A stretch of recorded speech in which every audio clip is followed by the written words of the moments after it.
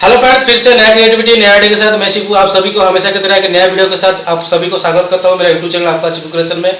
जैसे कि आज के पास सबसे अनोखा चीज़ आपके पास सामने लेके आया हूं दोस्तों, और ये है किसके बारे में जो फटाफट आपके सामने मैं दिखा देता हूं। तो ये है IBM का पुराना मॉडल का CPU जो हमारे पास आया है रिपेयर होने के लिए।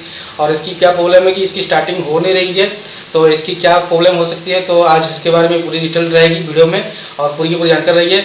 और सबसे पुराना मॉडल का जो है IBM का पुराना मॉडल जो आता था CPU का, वही आया है मेरे पास।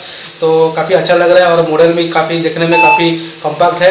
तो आपने आवाज़ सुना होगा तो बीप की आवाज़ आ रहा है, तो इसका ही प्रॉब्लम हुआ है। तो चलिए मैं फटाफट से इसका लोग दिखा देता हूँ। तो देखिए आप देख पा रहे हैं कि ये है IBM का थिंक सेंटर का मॉडल है। तो आप देख पा रहे हैं पूरी की पूरी आपको स्ट्रक्चर आपको दिखा देता हूँ किस तरह से ये इसकी मॉडल है। तो मैं आपको पूरी स्ट्रक्चर दिखाता हूँ कि आप देख पा रहे हैं कि ये पुराना वाला लॉक सिस्टम है, पुराना मॉडल का। ये यहाँ पे लॉक आया हुआ है और इसको इस तरह से ओपन करते ही आपको अंदर का कुछ ऐसा नज़ारा देखने को मिलेगा। उसके बाद ये यहाँ पे लॉक दिया हुआ है, 2 लॉक। इसको खोलेंगे तो आपकी पूरी की पूरी स्ट्रक्चर आपकी पूरी की पूरी बाहर आ जाएगी। तो आप देख पा रहे हैं कि यहाँ पे पंखा चल रहा है, यहाँ पे प्रोसेसर है, ये Pentium 4 का प्रोसेसर यहाँ पे लगा हुआ है। ये मदरबोर्ड का पूरा इनबिल्ड है। तो मेरे को काफ़ी अच्छा लग रहा है कि इसको बनाने में। तो आपके पास एक नया ट्रिक था, नया चीज़ आपके पास लेके आ चुका हूँ। तो अगर ये वीडियो अच्छा लगा तो अभी से लाइक कर लीजिए। और इसमें जो हार्ड डिस्क लगा हुआ है वेस्टर्न डिजिटल का 80 GB का हार्ड डिस्क है। तो इसकी क्या प्रॉब्लम है मैं आपको दिखाता हूँ स्क्रीन में, आपको मॉनिटर का स्क्रीन में आपको दिखाता हूँ। इसमें स्टार्टिंग का प्रॉब्लम हो रहा है, मैं आपको एक बार प्ले करके दिखाता हूँ। तो दोस्तों देखिए ये अभी स्टार्ट होने वाला है सिस्टम। तो इसकी क्या प्रॉब्लम है अभी आपको दिखाता हूँ। ये बीप कर दिया, बीप करने के बाद ये आने के बाद अब मैं विंडो स्टार्ट नॉर्मली मैं जा रहा हूँ। तो विंडो स्टार्ट किया, विंडो स्टार्ट करते ही आप देख पाएंगे इसकी क्या प्रॉब्लम अभी हो रहा है कि विंडोज अभी स्टार्ट हुआ, स्टार्ट होने के बाद ये पूरा बंद हो गया। तो इसकी यही प्रॉब्लम है। तो ये प्रॉब्लम आपका ऑपरेटिंग सिस्टम में प्रॉब्लम है। ऑपरेटिंग सिस्टम इसमें नया डालेंगे। तो ऑपरेटिंग सिस्टम डालने के लिए हम यूज कर रहे हैं डीवीडी कैसेट का। तो डीवीडी कैसेट ये इनके पुराना वाला डीवीडी प्लेयर जो कि पाटा वाला दिखाया, ये पाटा वाला मॉडल का है जो डीवीडी प्लेयर है, आप देख पा रहे हैं ये। तो ये ख़राब हो चुका है। तो इसके जगह पे मैं अपना वाला डीवीडी राइटर इसमें इंस्टॉल करूँगा। इंस्टॉल करके इसमें कैसेट इंस्टॉल करेंगे। तो ये मैं यूज़ कर रहा हूँ यहाँ पे सैमसंग का डीवीडी राइटर जो कि मेरा है। तो मैं इसमें लगाने वाला हूँ इसको, और इसको लगाते ही हम इस पर करेंगे फॉर्मेटिंग का काम शुरू करेंगे हम।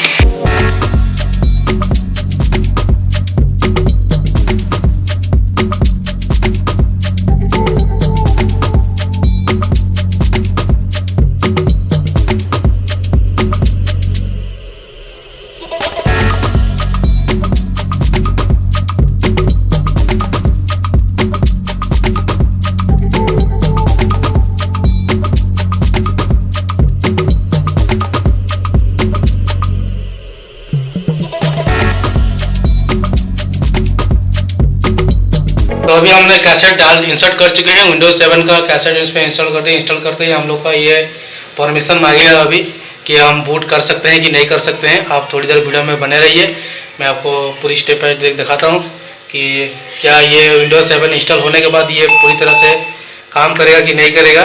तो ये ऑप्शन आते ही आप हमेशा फटाफट अपना जो भी की है वो डाल दीजिए।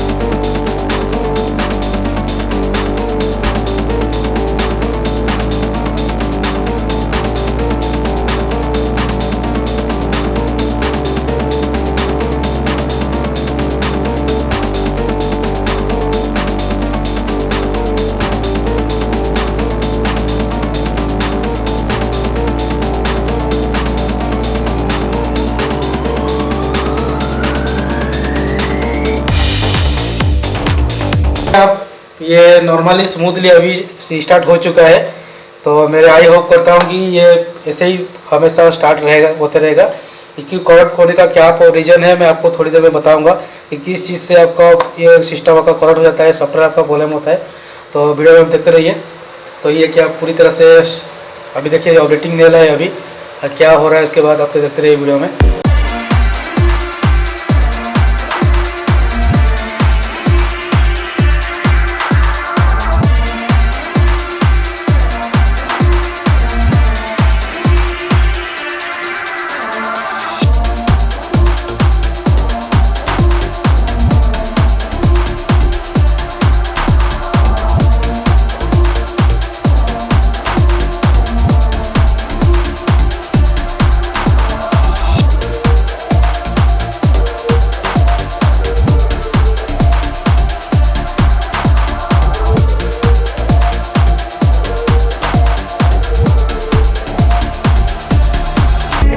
सो फ्रेंड, ये हमारा फाइनल सेटअप हो चुका है। तो आप देख पा रहे हैं कि अभी सिस्टम हमारे पूरी तरह से ओके चल रहा है। अभी स्टार्टिंग में थोड़ा सा टाइम ले रहा है, बाकी उसके बाद प्रॉपर चल रहा है। तो मैं अभी बताऊंगा कि आपको कि ये क्यों होता है। अगर आप अनवांटेड साइट में आप एंटीवायरस इंस्टॉल नहीं किए होंगे सिस्टम में, और आपकी सिस्टम फायरवॉल से आप ऑफ रखे होंगे, तो जो साइट से जो कुकी होती है उसमें वायरस आपका सिस्टम को क्रैश कर लेता है, और ये ज़्यादा आपका असर आपका ऑपरेटिंग सिस्टम के ऊपर डालता है। तो इस वजह से आपका विंडोज सेटिंग में प्रॉब्लम बहुत होता है। उसकी एक दो फाइल अगर आपका बूटिंग फाइल अगर मिस होगा तो ये प्रॉब्लम आपका सिस्टम में बार बार आता रहेगा। तो ये इस तरह साइट से आप बच के रहिए। एंटीवायरस तो हमेशा 1 साल में अपडेट करते रहिए, और 1 साल एक्सपायर होने के बाद नया डालते रहिए।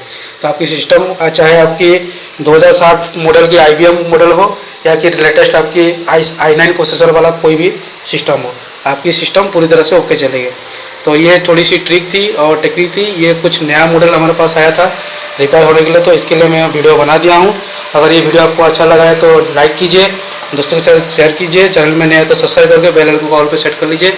इस तरह से कुछ नया रिपेयरिंग और नया कंप्यूटर रिलेटेड वीडियो पाने के लिए हमारे चैनल में जुड़े रहिए। और आप देख पा रहे हैं कितना स्मूथली ये वीडियो अभी ये CPU चल रहा है और कोई भी दिक्कत नहीं है। तो इसके बाद जो भी उसकी सॉफ्टवेयर है, जो इसकी कॉन्फ़िगरेशन एक बार सेटिंग कर लेता हूँ।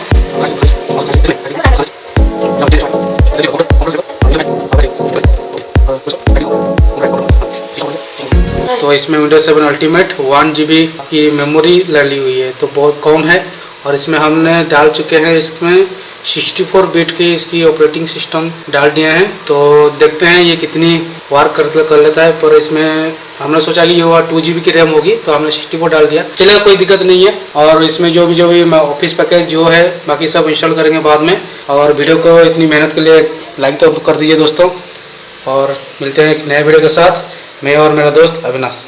बाय बाय दोस्तों, मिलते हैं नए वीडियो में। जय हिंद दोस्तों।